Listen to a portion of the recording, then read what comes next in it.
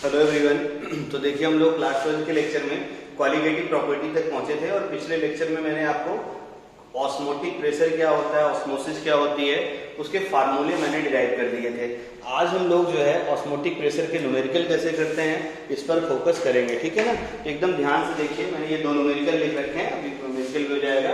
पहले आप थोड़ी सी चीजें हैं जो ध्यान में आपको रखे रहना है। जैसे देखो लास्ट क्लास में हमने पढ़ाया था कि जो ऑस्मोटिक प्रेशर होता है पाई इक्वल टू क्या होता है CRT, ठीक है ना। ये एक्सप्रेशन आपने डिराइव किया था। और फिर देखो ध्यान से हमने क्या किया था, इस कंसंट्रेशन को, अब कंसंट्रेशन तुम्हें अच्छे से पता है, सिंस कंसंट्रेशन जो मुझे लेना है मोलरिटी लेनी है, तो मोल डिवाइडेड बाय क्या होता है सोल्यूशन का वॉल्यूम।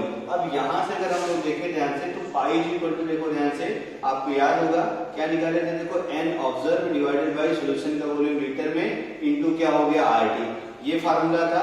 और आप देखो इसी फार्मूले को जो हम लोग जो है थ्योरेटिकल मोल से रिप्लेस मारे थे, तो वो फार्मूला क्या था, n थ्योरेटिकल डिवाइडेड बाय देखो सोल्यूशन का वॉल्यूम लीटर में R इंटू टी, और क्या करना रहता है 1/2 फैक्टर।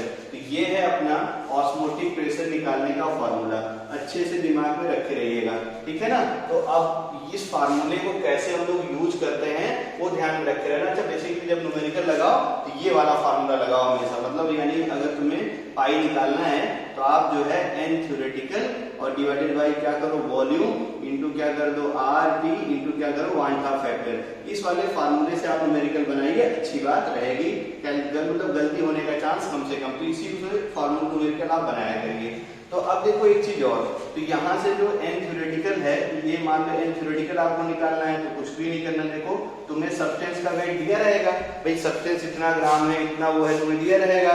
और सब्सटेंस का मॉलिक्यूलर वेट थ्योरेटिकल तो मुझे पता ही रहता है, कोई प्रॉब्लम ही नहीं है। तो हम लोग इस वाले फार्मूले से न्यूमेरिकल किया करेंगे।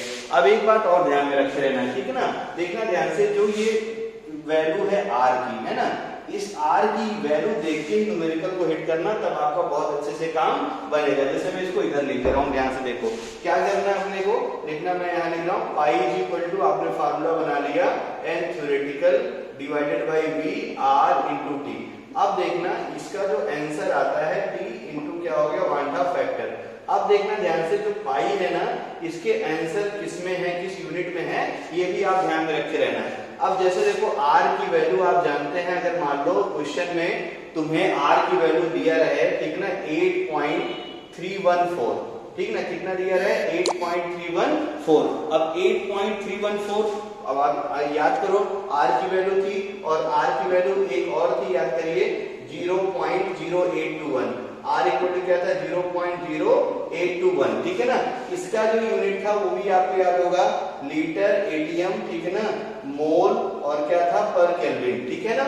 और इस केस और यहाँ पे देखो जब R की वैल्यू 8.314 थी, तब उस टाइम पे देखो यूनिट कितना था, जूल पर मोल पर केल्विन, ठीक है ना। तो ये R की यूनिट है। अब देखना ध्यान से, इस R की यूनिट और वैल्यू के बेसिस पे, ठीक ना, आप याद रखो जब भी जूल में रखना रहे तो इसको हम लोग क्या लिखेंगे 25/3, ठीक ना। और जब भी 0.0821 लिखना रहेगा तो हम लोग इसको न्यूमेरिकल लिए क्या रखेंगे 1/12, है ना। तो अब देखना ध्यान से, इस केस में जो वॉल्यूम लिखना रहेगा, वॉल्यूम हमें रखना पड़ेगा मीटर क्यूब में। अच्छे से याद रखना, जो वॉल्यूम सॉल्यूशन का है उसको किस में रखना है, मीटर क्यूब में, ठीक है ना। और जो हमारे पास टेम्परेचर है, टेम्परेचर हम लोग किस में रखेंगे, टेम्परेचर हम लोग किस में रखेंगे, केल्विन में। तो ये अच्छे से आप ध्यान में रखे रहिएगा। तो अब जब हम लोग ऑस्मोटिक प्रेशर निकालेंगे पाई, तो जो पाई आएगा ना वो आ जाएगा न्यूटन पर मीटर स्क्वायर। किसमें चला जाएगा, न्यूटन पर मीटर स्क्वायर में आंसर आएगा।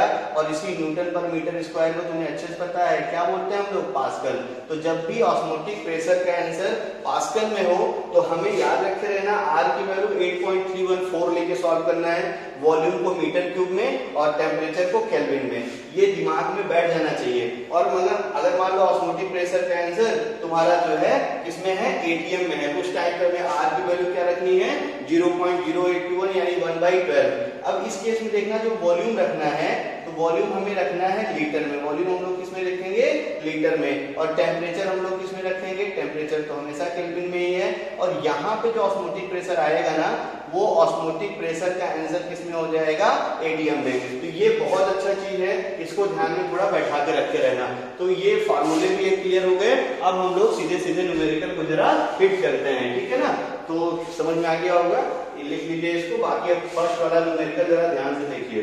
तो फर्स्ट वाले न्यूमेरिकल अगर मैं सॉल्व करूं, देखो खूब अच्छे से, क्या है तुम्हारे पास, आपको ठीक है ना 6 ग्राम यूरिया दे रखा है, और 6 ग्राम यूरिया डिजोल्व किसमें है, 5 लीटर सोल्यूशन में, ठीक है ना। और R की वैल्यू 1/12, मतलब जो ऑस्मोटिक प्रेशर है उसका आंसर में किसमें निकालना है, एटीएम में। एकदम आसान से कुछ करना ही नहीं है। तो पाई इज इक्वल टू क्या हो गया बोलो, N theoretical divided by volume, ठीक ना, इनटू क्या हो गया R इनटू T इनटू क्या हो गया I। अब तुम्हें अच्छे से पता, सारा डेटा मैं यहाँ लिख दे रहा हूँ। I जो है ना, I इज इक्वल टू 1 किसके लिए होता है, आपको अच्छे से पता, नॉन इलेक्ट्रोलाइट। फॉर यूरिया दे ही रखा है नॉन इलेक्ट्रोलाइट। फिर अगली चीज हम लोग देखते हैं, R की वैल्यू तुम्हें दे रखी है 1/12, यूनिट भी दे रखा है लीटर एटीएम, ठीक ना, पर मोल केल्विन, ठीक है ना। अगला देखो वॉल्यूम, वॉल्यूम हमें किस में लिखना है, लीटर में लिखना है।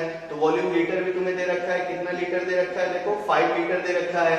अब हमें जो है मोल थ्योरेटिकल पता चल जाए तो काम बन जाएगा। तो मोल थ्योरेटिकल का देखो मैंने फार्मूला भी लिखा था, क्या था याद करो, वेट गिवन और डिवाइडेड बाय क्या था, कितना आपका इसका थ्योरेटिकल वेट है। तो अब गिवन वेट कितना है, 6 ग्राम यूरिया है, और यूरिया का फार्मूला आपको पता ही है, NH2CO NH2। मोलर मास इसका कितना हो जाएगा, देखो 60। तो यहाँ से क्या हो गया, 6/60, यानी कितना हो गया तुम्हारा, देखो 1/10। सब कुछ पता है, यानी मोल 1/10, ठीक है ना। R की वैल्यू 1/12, लीटर वॉल्यूम V यानी 5 लीटर, I इक्वल टू 1। सब रख के जब आप सॉल्व कर देंगे, ठीक है ना, तो जब सॉल्व कर देंगे तो आपका जो ऑस्मोटिक प्रेशर आएगा आप कैलकुलेट कर लेना, ये आपका एटीएम में आंसर आएगा। और आंसर कितना हो गया, 0.5 एटीएम, ठीक है ना। तो ये फर्स्ट क्वेश्चन समझ में आ गया होगा, ठीक है। चलिए सेकंड क्वेश्चन को हिट करते हैं हम लोग, फिर से वही कहानी। अब देखना NaCl डिसॉल्व हो रहा है और ऑस्मोटिक प्रेशर बताना है। तो फिर से वही फार्मूला लिख लीजिए, पाई इज इक्वल टू, बोलो क्या होता है, N theoretical divided by volume, और इनटू क्या हो गया बोलो, R इनटू क्या हो गया, T इनटू क्या हो गया, वांटा फैक्टर। चलिए देखते हैं हम लोग खूब अच्छे से एक एक चीज। तो सबसे पहले मोल थ्योरेटिकल निकाल लिए जाए। तो मोल थ्योरेटिकल कैसे आएगा, गिवन वेट, ठीक ना, divided by molecular weight. NaCl का मॉलिक्यूलर वेट कितना होता है, 58.5, पता ही है आपको, ठीक है ना। अब इसको सॉल्व कर लीजिए, तो ये कितना हो जाएगा, इसमें 10 से मल्टीप्लाई कर दो, ठीक है ना। तो ये कितना हो जाएगा तुम्हारा, 0.1 आ जाएगा, ठीक है ना। तो ये मोल थ्योरेटिकल आ गया। R की वैल्यू अब देखना ध्यान से, R की वैल्यू, ठीक ना, वॉल्यूम देखो ध्यान से किसमें दे रखा है, लीटर में। तो R की वैल्यू हम लोग वही लिख लेते हैं, 1/12 में ज्यादा आसान रहेगा, 1/12 लीटर एटीएम, ठीक है ना, मोल, और क्या हो गया देखो केल्विन। R भी पता चल गया, टेम्परेचर भी पता चल गया, ठीक ना। अच्छा यहाँ टेम्परेचर मैंने नहीं लिखा था, टेम्परेचर का डेटा यहाँ कितना होगा, 27 डिग्री सेल्सियस को केल्विन में कन्वर्ट कर लो, तो कितना हो गया तुम्हारा, 300 केल्विन, ठीक है ना। अगला यहाँ देखो, यहाँ भी टेम्परेचर क्या है, 27 डिग्री सेल्सियस, यानी पुट कितना करेंगे हम लोग, 300 केल्विन। सब कुछ दिख रहा है ना सबको, मोल थ्योरेटिकल ये हो गया। सोल्यूशन का वॉल्यूम दे रखा है, कितना लीटर दे रखा है, 5 लीटर। चलिए अब केवल एक वैल्यू बची है, वांटा फैक्टर।